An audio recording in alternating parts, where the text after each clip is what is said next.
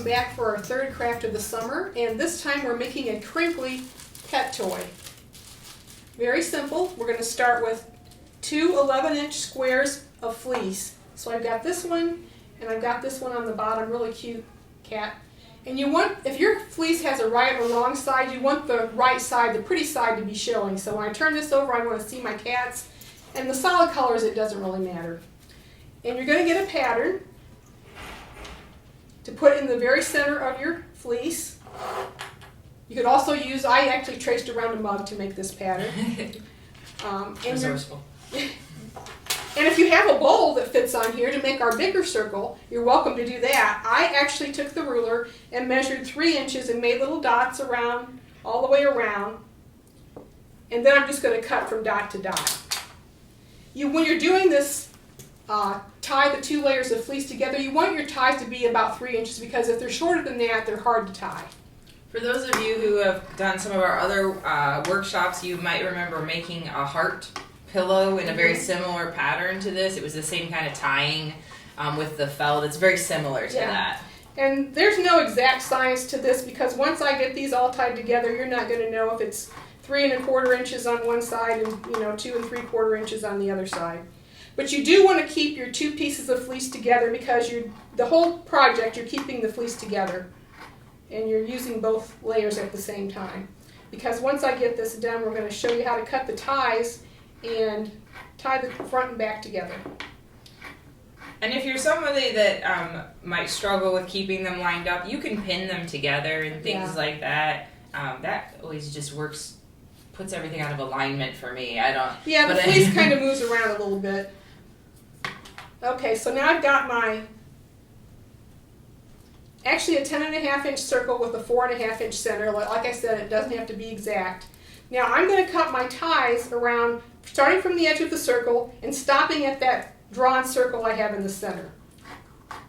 And I'm not measuring this, I'm just going to eyeball it. I want them to be about a 1/2 inch, but as you're cutting in a circle, they have to be a little wider at the big end of the big circle and go in a little smaller as I go toward the center of the circle. This is a great pattern for a dog or a cat, and we're going to talk a little bit about that when we get to the next step about what we can put in the middle of them. But they're a nice sized toy for either a dog or a cat to kick around. You can also, you don't have to use fleece, you can actually use recycled t-shirts. So if you have old t-shirts laying around, they make really good dog toys, whether it's this or some of you may have done the braided dog ropes with us here at the library before. It's a good way to get rid of old t-shirts in your drawer. You don't want to use just any type of fabric to make a dog toy, because you don't want it to fray and rip and get swallowed.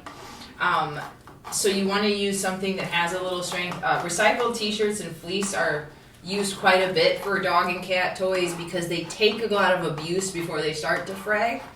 Of course, you always want to watch your pet when they're playing with the toy, just to be on the safe side. These are great toys too for just chewing on or throwing around. They're a great project for kids to make as well.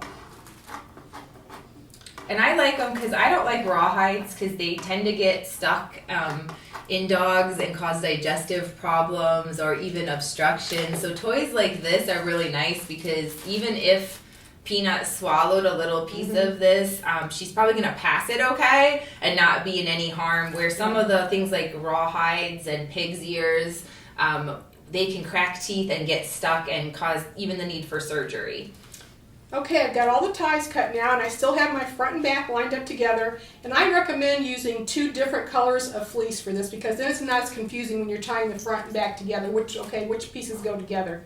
So I've got a front piece and the back piece, and I'm going to tie a square knot. For those of you that don't know what a square knot is, I'm going to take the right side in my right hand over the left side, and then I'm going to take the left side over the right side. And that is a knot that won't pull loose when you tug on it like this. So I'm going to go all the way around, top piece to bottom piece. And you can see as you get going, it would be confusing if you had the same color. If you've ever made a fleece tie blanket, this is the same knot that you use for that. And I'm not going to go all the way around, but once I get a little ways here, we're going to stuff it with some fiber fill, which we also buy at Joann Fabrics. And we're using, you can kind of hear it, a crinkle. We're making this into a crinkle toy, and we're actually using cellophane. But you can buy crinkle. You can actually buy it. Yeah. That it's for dog toys or cat toys. We're using like a cellophane wrap from Dollar Tree because it makes the same noise. But you can also buy squeakers that will go in this as well to make a squeaker. We went with the cellophane because both dogs and cats like crinkly toys. They like the feel of that. My cat loves to carry crinkly toys. Okay, I don't have this all the way around, but you get the idea. You go all the way around and leave a small opening, and then we would stuff it with some fiberfill. As you can see, we did in the sample there. And then I just folded the cellophane in half and laid it on top of the fiberfill, and then I would continue tying all the way around until it was closed. And if you're making this for a cat, you can sprinkle a little catnip in there before you finish tying it up, or even sprinkle it on the outside. But I would sprinkle a little bit in the inside so they can smell it and can kind of play with it, and get in there with it. All right, well, Peanut is coming up next, and she's going to give a little demonstration on how we can use toys to train with our dogs as well as have fun with our dogs. These are really great toys, but we're going to demonstrate with Peanut using these and a tennis ball. All right, see you next time. All right, welcome back. Peanut is back with us. So we just got done making this really fun crinkly dog or cat toy. And Peanut is going to show a little bit about how toys can be used to work with training. You can use them to heal. To work on your healing as a reward. So when they kind of do something good, you give them that marker that we talked about in our last video of yes, and throw it for them and let them go get it. You can also use them for focus. So a focus game is where the dog gets a reward for looking at you. And you start out with like dog food or dog treats, and having the dog, Peanut, come, sit directly in front of you. And a lot of trainers that I've trained Peanut with have suggested using like TV commercials. So like do it for 5 commercials because that way your dog doesn't get bored or doesn't get over their threshold. And so you're gonna have them sit directly in front of you. You're gonna put the food right up by your nose and you're going to use whatever word you wanna use. I'm a one that with my training, I like to use words that make sense for my dog and for me. I need to remember what it is. So it's a word that needs to make sense for me and make sense for her. One of my dogs has a recall of come along. So Peanut's is come and hers is come along, so that they're different recalls for 2 different dogs, and that's what works for them. In this case, I'm going to use focus. You can also use right here or look or eyes, different things like that. Peanut's is focus. And when she focuses, she's to look directly at me and nothing else. Focus games are really good for fearful or reactive dogs because they give them confidence and bond with you, and they work on only looking at you and not at whatever is triggering them or upsetting them or they're scared of. So you kind of start that food up by your nose. You're gonna say whatever word you're choosing. Peanuts is focus. So I'm gonna say focus, yes. Focus, yes. As soon as she looks at me, I'm gonna just give her the food really quickly. Timing is important. You're gonna have a bunch in your hand and just be constantly giving her, she's looking me right in the eyes, constantly giving her treats.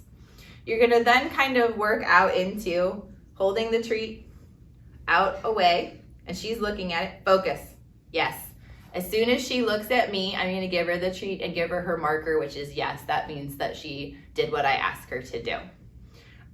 Peanut knows focus, so she's a little slower. She's looking at me without me having to say it. She knows what we're doing. Focus, yes.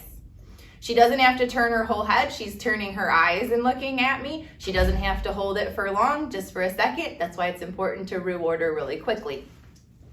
We can do the same thing with a toy. Peanut, focus. Focus. Good girl. Go get. Go get. Bring. And you can use the toy to reward her as well. The fleece toys that we made are really great for playing a little bit of tug and get a little, Peanut's not a heavy tug dog, but other dogs are. Peanut is going to show you guys just a little bit. Peanut, ready? Peanut, ready? Peanut, come. Drop. And she'll bring the ball and drop it to you. When you're teaching that trick, you can use them on a line, like a leash, and pull them to you. And as soon as they let go, give them a treat and tell them, good. And they'll learn pretty quickly that if they bring it to you and drop it, you're gonna throw it again.